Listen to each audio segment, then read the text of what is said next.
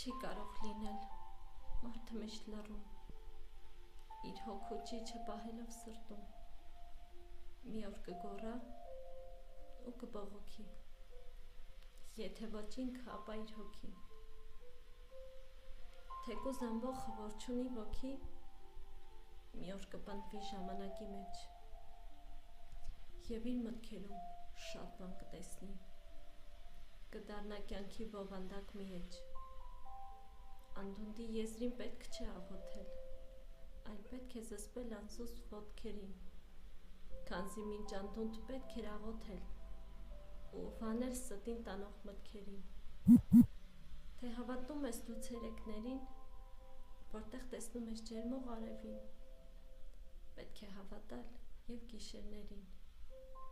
որտեղ արևը լուռ է, բայց ջերմին, ես հավատում եմ, քանզի հավատն է ծնողը հույսի, որ այս ամբոխը, որ չունի ոգի, մի օր կունենա և սիրտ և ոգի։